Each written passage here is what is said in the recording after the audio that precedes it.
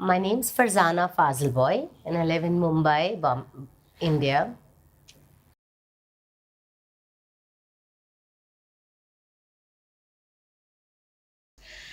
And a little bit about myself. Being my son, my handicapped son Hanif, I think when he was born in 1984, and I think that was the most traumatic part of time of my life. I was. I used to be the person who used to pray, do rosas, namaz, various formal stuff. And then suddenly I had a child like Hanif, and I felt that God had let me down, or religion had let me down, or you know what? I don't want to believe in God anymore. I am a good person. I have not hurt anybody. I do all the prayers. And why me? Why was I given a child like Hanif? Hanif, when he was born, had a severe physical deformities too. He wasn't, sitting up or rolling or whatever. So for 11 years, I had to go and do physiotherapy with him before he even walked. Uh, so I did everything, but somehow something broke inside me at that point, and I decided I don't want to pray. I don't want to believe in God. And then there was also this deep rooted, teaching which was inside me that, but what if I don't do all this? And what if he gets more angry on me? And what if he gives me more trouble? So there was a very weird thing inside me which I would pray because I was frightened, and then I would not pray because I was angry. And that tussle went on for, I think, quite a long time inside me. And there were various instances. Hanif actually started getting worse and worse because at that time we didn't know he had autism.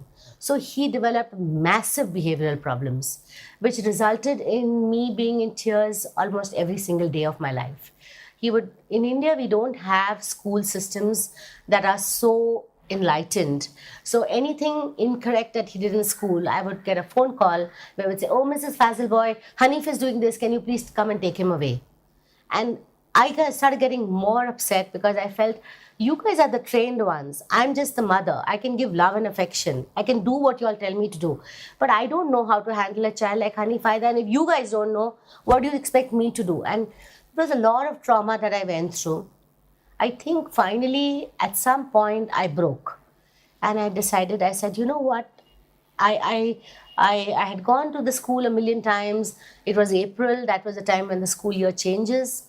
The principal called me up and said, Mrs. Fazelbhoy, I'm sorry, we can't keep Hanif in the school anymore. He's a distraction to all the other children. So from June, please don't bring him. And that, my world shattered at that point because I said, now what do? I don't have anywhere to go in Bombay. This was supposedly the best school in Bombay. What do I do? And I remember sitting at the window and crying for 3 continuous hours, kind of, in despair. I felt angry with God, and I felt that now I'm at the end of my tether. I don't know what else to do. And I think that's the correct exact moment when something happened inside me, and I started talking to God like as if he was a person. And I said, "Hey, you know what? You listen to me right now. I have done every damn thing for this child. You have given me, I've been mad at you. I haven't prayed. I haven't done this. But today I have done everything to the best of my ability for this child. And what do you think you are? What do you think? You mean to say you're going to keep on doing this and I'm supposed to keep on going on into this way and crying about it? I want to tell you one thing. And that one thing is, you have given me a child like this, I'm willing to bring him up. But I need you to be part of this. Otherwise, I wash my hands off him. You have sent me this child. I have done my best. And from now onwards, I do not want you to make me cry ever for this child. If ever you make me cry again, I shall give up on this child. So you take a decision what you want to do. Do you want me to do the right thing for this child? Then you just better jump in, because I can't do anything more." And I shouted at God, and I talked to him as if there was a person there who wasn't playing right by me. And I just kept on talking and talking and talking like that. And then suddenly the phone rings, and I pick up the phone, and it's Joy. You know him. He says, "Hey, Farzana, listen, you know what? I mean, I know I just met you last week, and you seem to be happy with Hanif's school. But is there by any chance you need admission into Sadhana School, which is another school in town? We're also very good, but there's a waiting list which is a mile long, and no one can get into that school. Is there any chance you need a admission into that school? Because I just did a documentary free for them, and they are like eternally grateful to me, and I'm sure you'd be able to get in." You could have knocked me down with a feather, because at that point, I said, "Oh my God, he actually listened. He actually did something right away." It was such a instant stuff that I, and like among your questions, you have another, which was that moment when you felt you could rely on him? I think that was that moment for me. And I said, "Oh my God, Joy, I've been crying for 3 hours. This is what's happened to me. This is what's happened. This is what happened. And yes, I want admission because Honey's been chucked out of the earlier school." He said, "Okay, fine. Here's the number. Call up so and so. Go for an interview." I went there, and from that day onwards, my life has taken a whole 360. After that, I could give you innumerable examples about how just before I despaired, I was picked up and shown away, either through somebody, through a guidance, through a phone call, through it's just that he said, "Okay, fine, you know, I don't know what he said. I don't know what God went through. I don't know any of that. But all I know is he listened to me and he said, yeah, I think I've pulled her or stretched her. And if I don't do anything now, she's going to break. So I better I better help her out."